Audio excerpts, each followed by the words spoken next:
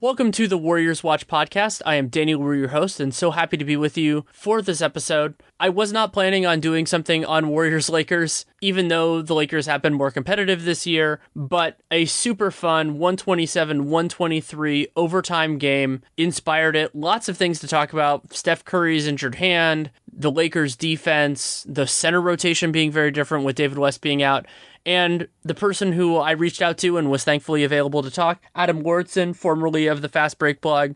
I guess what I should introduce him as is Adam Lauridsen, friend of the show, because that is really his main role right now since we are deprived of his blogging. But we talked about the game for about 26 minutes, a lot of the different angles, and I really enjoyed the podcast. I enjoyed the conversation. I hope you do as well. Thanks so much for coming on. Thanks for having me. I did not anticipate recording on this game, even though there was a possibility it was going to be close. We didn't even know if Steph Curry and or Kevin Durant were going to play in this game, but this was a really fun game. I enjoyed this more than a vast majority of Warriors games, partially because it was competitive, partially because I thought the Lakers played well, and it held my interest in a lot of different kind of ebbs and flows in various points in the game. Fans have been joking the last couple of days about how it was time for the scheduled loss down in Los Angeles. Seems like the Warriors always have a game that is a dud or the Lakers blow them out when they go down to LA. This definitely wasn't that. It wasn't a perfectly played game, but it was really competitive. There was a high level of basketball being played by the Lakers. And like you said, it was just fun. There were some individual runs. The Durant-Ingram matchup when they went back and forth was really fun. Curry in overtime was great to see him emerge and get some offensive flow going. Bell had his moments. Just an interesting midseason basketball game. Not going to change the course of the season, but good to see the Warriors pushed and to see them answer. Yeah, and I the way I described it in my player reviews at The Athletic was that, to me, Steph Curry had a 2-star regulation because it's out of 5 stars, and then he had like a 4.5-star overtime because he, in the beginning of the game, you noticed it more, the hand stuff. And while I know some people were talking about it because of his shooting, because he did struggle from the field in that first and actually in regulation, he was 6 for 17, 1 of 7 from 3. But where I noticed it more was with his handle. And there were times I think it was specifically in the first half, where he just lost the ball. And so that's when I knew something was a little bit different. He said afterwards, Ramona Shelburne had this, that he was how to deal with the ring finger on a shooting hand. That was the big problem. And he asked Kobe Bryant for advice. I'm sure Kobe has been through all sorts of those kind of ailments. Got something, and he said he'll adjust from here.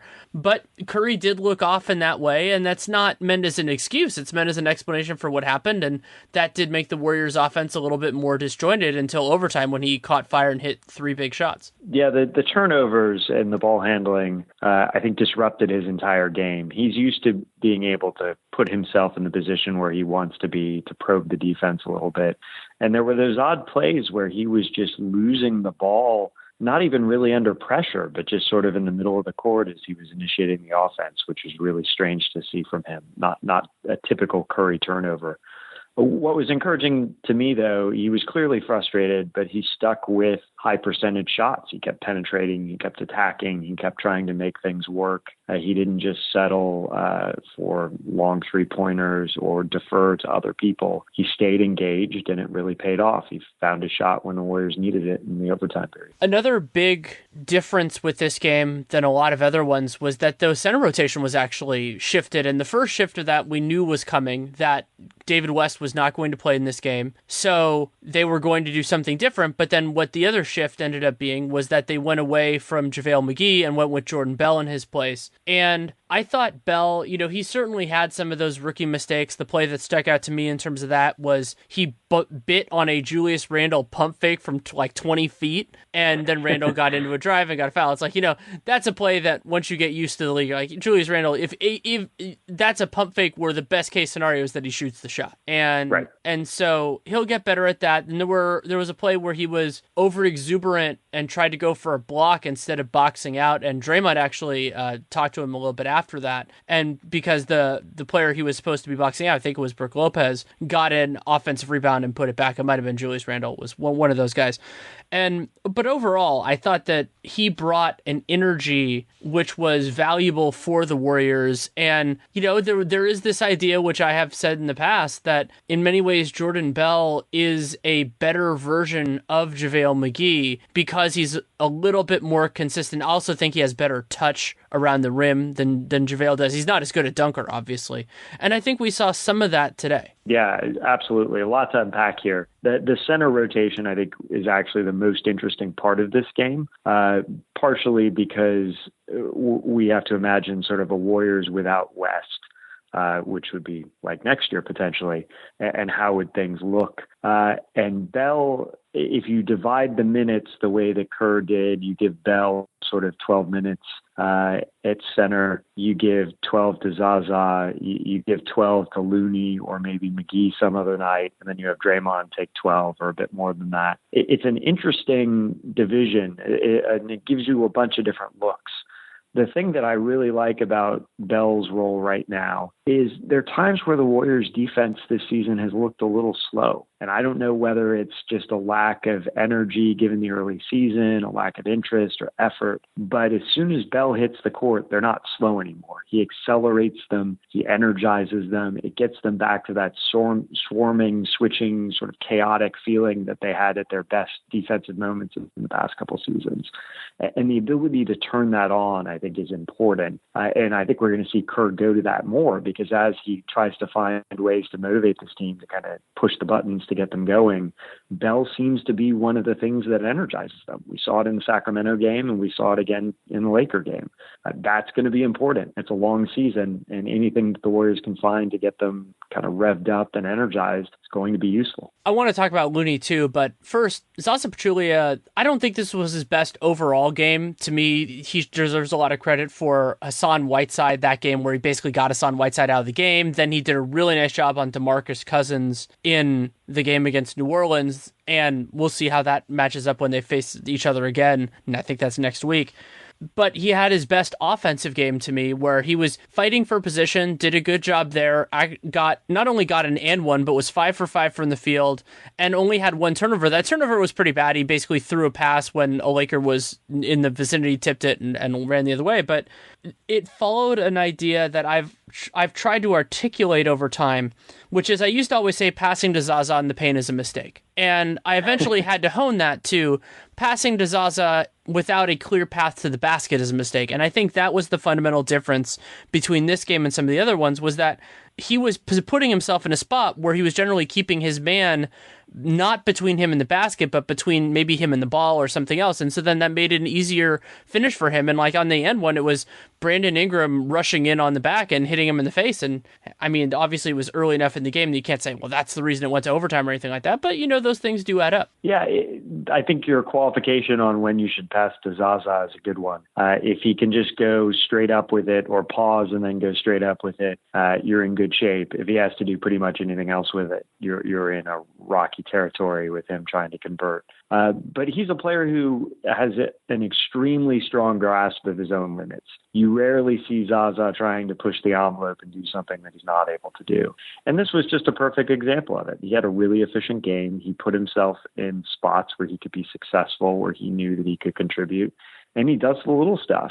He's a physical presence out there with a bigger team, a pretty physical team like the Lakers. He's good to just kind of level the playing field to make sure that the Warriors aren't getting knocked around, that they're able to return the favor. Finally, we should talk about Kevon Looney. I thought Looney was not a strange fit because there wasn't a perfect one in the West role. And the biggest difference that I noticed, and this is not a surprise, is just the difference in offensive capability. I mean, David West, not only can he hit mid-range shots, so that gives those groups more functionality because they have more shooting, but he's just a good passer. And Looney, he's not terrible. He actually had one pretty nice drop pass in this game where he got it in a seam that I didn't think he could do.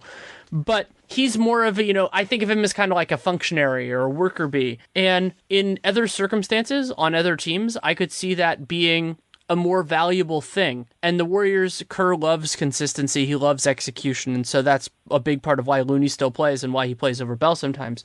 But what it reminded me is just that unless he's just beasting as a roll man or as an offensive rebounder, I would rather roll the dice with McGee or with Jordan Bell than with Looney, just because those 8, 9, and 10 games are better than like a 6 from Looney. Yeah, Bell's a defensive game changer for the Warriors, and their offense thrives on the opportunities created by their defense. So for that reason alone, I'd favor Bell in that situation. The point you make about the offensive difference between West and Looney, it's just a confidence in sort of ability to deal with broken situations. Looney can be very good when he's running in a play, when they get him the ball cutting, or when he's just getting an offensive rebound and going back up with it. What has impressed me so much this season with West is he's become a bit like Sean Livingston, where he's an escape valve for them. When the play breaks down, when the ball ends up in somebody's hands with 2 seconds left, if it's David West, if he's anywhere within 18 feet, you don't worry. He's going to find some way to get it up and get a good shot. He makes a lot of them. That's not going to be Looney right now. He just doesn't have the confidence. He doesn't have the offensive skills. So he's going to be a much more system-dependent player, whereas West can deal with whatever's thrown at him and makes the best of a lot of broken situations. And what's, I think, has been so fascinating over the course of this season and will continue is that there is no reason to expect this center merry-go-round to change anytime soon. That's just what Kerr likes. That it keeps everybody on their toes. It keeps everybody engaged. The only real change would be if Damian Jones ever got in the mix, which would just be so much more chaotic because it would be another guy. We would learn a lot based on who's active and who's inactive. And where that might kick in actually is late in the season, just to give Zaza and West straight nights off, I think could be useful. I think West will probably be happy with this one. And it wasn't a game where they really needed him. It would have been fun to see him play against Julius Randle, though. I would have enjoyed that quite a bit. But that's just going to keep going. And we did see more of Draymond Green at center in this game than we have recently. Again, the Draymond at center lineups did not dominate in this game. The Hamptons 5 actually, I think, ceded some ground in the second quarter. And then I can't remember exactly how it fared in the rest of the game.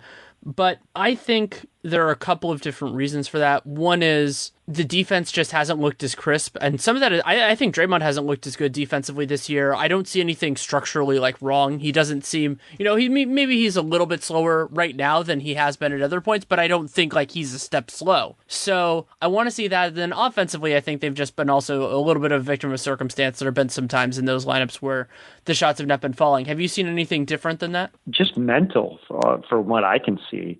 They're just not making the smart decisions that they made as a defense in the past couple seasons. They're committing in situations where they don't have to. They're blowing switches in situations where they were usually very smooth. So I agree. I don't think physically there's anything wrong with the team. Maybe they're a little tiny bit slower. They're all a bit older.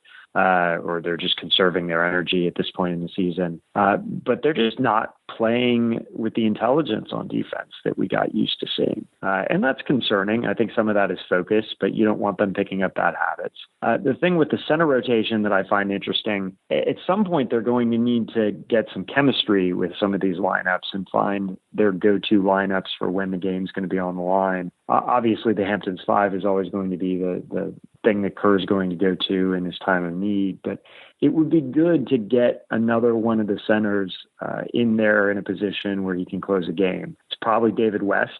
We've seen that before from Kerr, but I'd love to see Bell in the mix there in some closing situations just to get him the experience, to help him learn on the job and to understand when he can and cannot sort of overcommit and be the sort of jumping jack around the basket that he likes to be. Well, and it was good to see him play a little bit in the fourth quarter in this game. He had that really short stint. Those were good, productive minutes for them, and I think that he's going to need that as the season goes on. If Kerr's going to use this as a grand experiment, like he seems to want to do, you might as well give these young guys some real hardcore minutes with the other stars and players in there to see if they can be a piece in the future and if they can get some chemistry together. And something else I want to see more, and I actually originally was going to write one piece on the second unit. It might actually become a 2 or a 3-piece series just because it's one of the real flashpoints with this team. And sometimes there aren't that many things to write about unless you want to talk about Steph Curry's hand for an hour. So but one of the ideas that I've been fixating on a little bit is it's not only about the center, it's about the surrounding talent. And so something that I've enjoyed and I think they should use when they can is Jordan Bell playing with Draymond, because Draymond is a teacher on the floor, and there are no better teachable moments for an NBA player than in a game, because you're facing an opponent that is unpredictable. You're not basically telling them what sets to run, all that kind of stuff. And there's different skill sets, so don't bite on a Julius Randle pump fake. Get over here, don't make the contest. And so I actually really like that. And also because Draymond can help clean up some of the times when Bell's a little bit over aggressive. And so all of those circumstances and figuring out who fits where, and I would love to see David West play other times than when he plays, partially because he's better than the limited role that he has. And it's possible that West just doesn't really feel the need to play more than that. But I don't know. I feel like there are some elements of this that are still untapped, and it could just be the long game that it's still. I mean, as if this season to me has felt long already, but 6 weeks is nothing compared to the remainder of the regular season. So we have time to see it, but there's a lot more that I want to experience and understand with that part of this team. Yeah, the teaching point for Green and Bell is a really interesting one, because it's a rare situation due to Draymond's versatility where you can put Bell in the Green role as the undersized center and then play Green next to him and teach him on the floor as these things are happening how to play that role. That's an incredible opportunity for a young player like Bell, who seems to be really receptive and a quick learner. So the more they can do that, I think the more it's going to pay off in terms of making Bell a vital piece of the team going forward later this season and in years to come. And your untapped potential point's a really good one too. I think the way they use West right now, it's kind of fallen into a rut. They used him at the beginning of the fourth quarter last season, and it worked well. But they haven't really sort of broken him out of that to see if there can be some more productive minutes from him late. They are struggling in some of these late fourth quarter execution situations. Livingston and West are two guys who are both very good at executing and haven't really been thrown into the mix there and could be useful. On the other end of the age spectrum, I think McCaw and Bell are the two intriguing pieces. They're defensive game changers. They add a lot of energy. They don't hurt you that much offensively. McCaw, in a lot of ways, actually brings some nice things offensively at this point when he's consistent and confident. I think finding ways to put them in meaningful game-deciding situations will pay off later. And we haven't really seen Kerr go to that so far in the way that he's experimenting with his lineups. One other thing I feel like absolutely has to be a part of the story of this game, and it got lost in the shuffle because he was better in the second half, but the first half of this game was the worst I've seen Iguodala look defensively. And there were a couple plays. Part of it was that they were switching a fair amount, and the Lakers do have some quick guards, especially Jordan Clarkson, but he was getting blown by. He got blown by at least 3 times in that first half. And, we have seen more of the vertical burst from Iguodala. He's had more, I think he's either close to or has already had more dunks this year than last year. I know it's a lot. I don't remember the exact number. But that lateral quickness is a part of it for any perimeter defender. And I want to keep a closer eye on it, but I think that also might be a factor in some of the limitations with the Hamptons 5, because if Iguodala isn't that level of defender, it changes a lot of the structures of that team, especially considering over the years he has become a more reluctant three-point shooter. Yeah, it's a point that we talked about previously, and it may be an unpopular opinion, and we don't really know what's causing it. But the Hamptons 5 look slower. They look less dominant. And maybe it's effort, maybe it's focus, maybe it's intensity, but maybe it's age. The Warriors as a team always had some difficulty with young, athletic big men.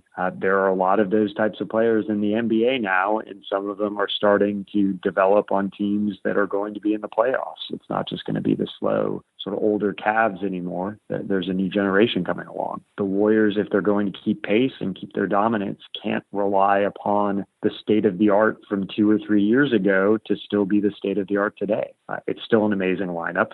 No lineup in basketball has more intelligence, but there are physical limitations that come with age, and they need to figure out how they're going to deal with those. So this was the first game on a 6-game road trip, which is going to be fascinating for a couple different reasons, just because there's so much variety of opponents. And, fortunately for the Warriors, there really is not much in the way of heavy travel and back-to-backs, but it'll still be a tough trip for them. And I was wondering kind of where you see this going. The next 2 games are going to be against the South Florida teams. They play Orlando on Friday, Miami on Sunday, and then going through New Orleans and Detroit. Detroit is the last game I think could be something worth watching. I actually previewed the whole thing for the Athletic. So 6 games, longest road trip of the season. What are you looking for in the remainder of the trip? I think these long road trips are actually good for teams at the beginning of the season, particularly a team like the Warriors that has a veteran core, but also some young guys that they're trying to bring in. They're going to spend a lot of time together. It's a chance for them to really have some dedicated, consistent time to talk about things, and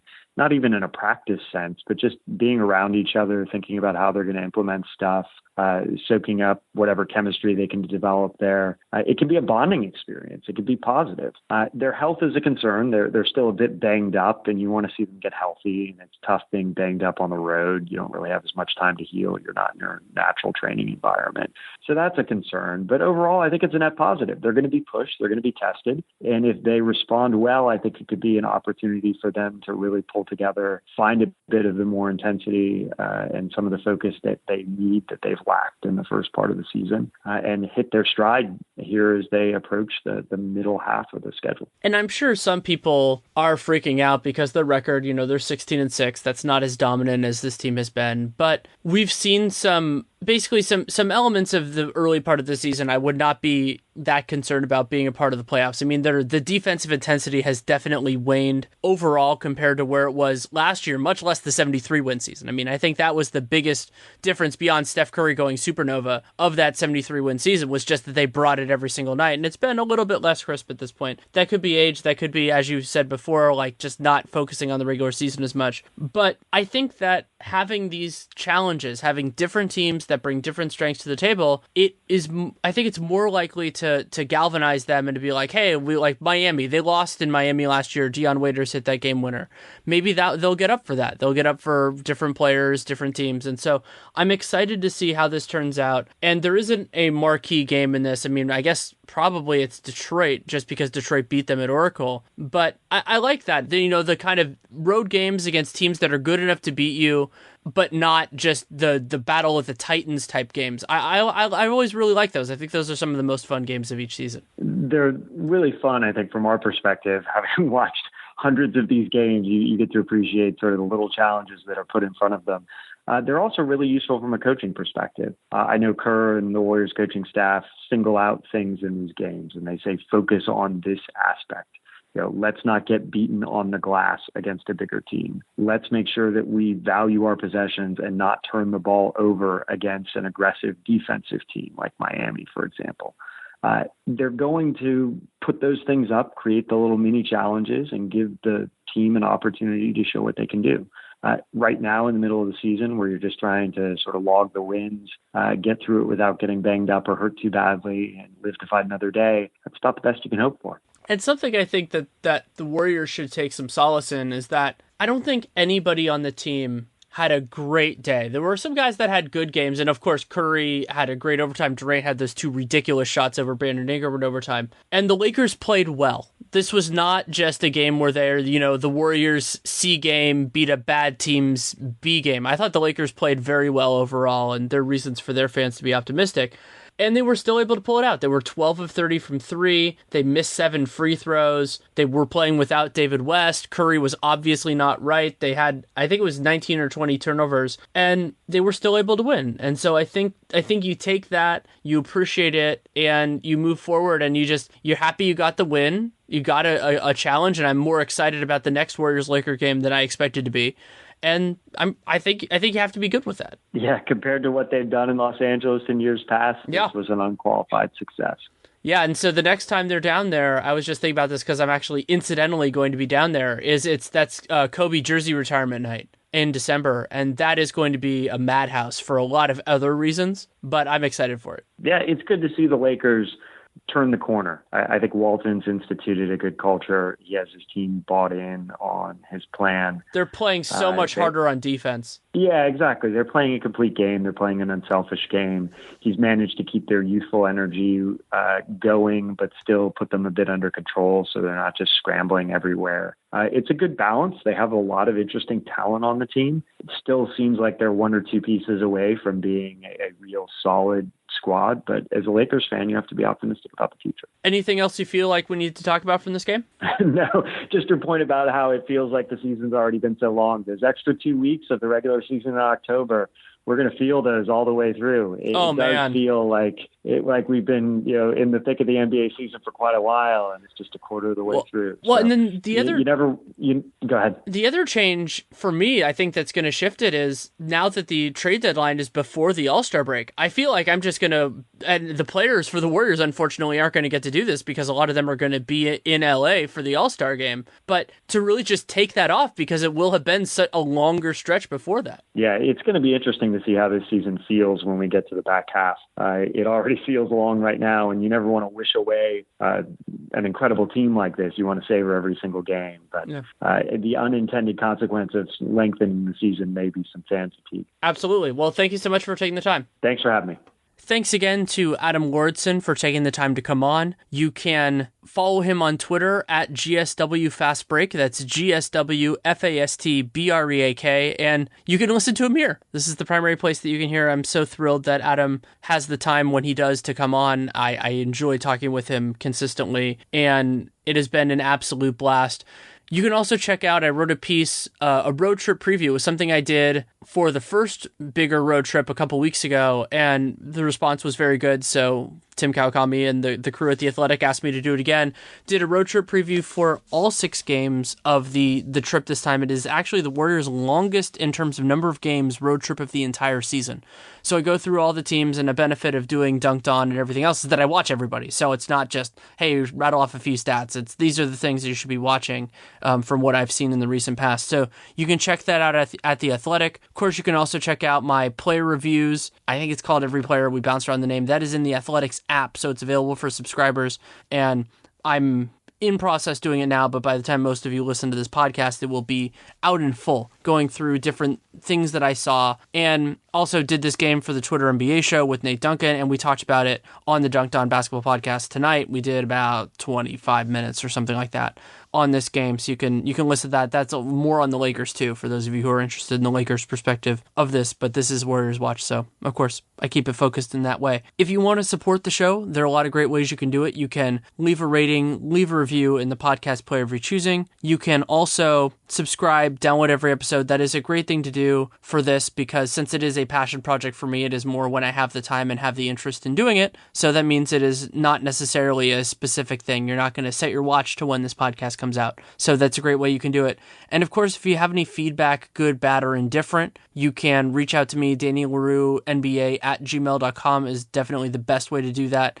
I promise to read everything. I really, really do. I respond when I can, but that, with my timeline, especially when it's a more complicated ask, sometimes to do that. I'll probably do a mailbag at some point in the near future with this. I'm just trying to figure out the timing with everything else that I do. I want to make sure that, of course, to give it what it deserves. So maybe at some point during the road trip, I'll try to hammer that out, maybe over the weekend. And of course, the other big thing you can do to help me out is you can buy my book, 100 Things Warriors Fans Should Know and Do Before They Die. It is available in bookstores. It is available on, Amazon and Barnes & Noble and all that. And I'm doing a signing in Petaluma at Copperfield's Books on Saturday. I think it's at 2 p.m. I don't know the exact time. I will, of course, have that on Twitter and everything like that. So would love to see you there. I've had some really wonderful conversations with people about the book and at signings and things like that. And this is my last scheduled one. I'm pretty confident I'll do more, but it's the last scheduled one as of now. And it's actually a co-signing with a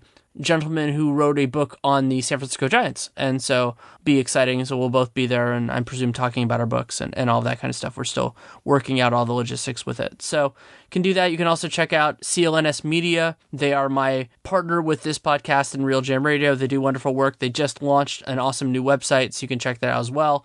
And yeah, it's been a fun run. I would say I apologize for taking last week off, but that's okay. It was Thanksgiving and there was a lot going on. So thank you so much for listening. Take care and make it a great day.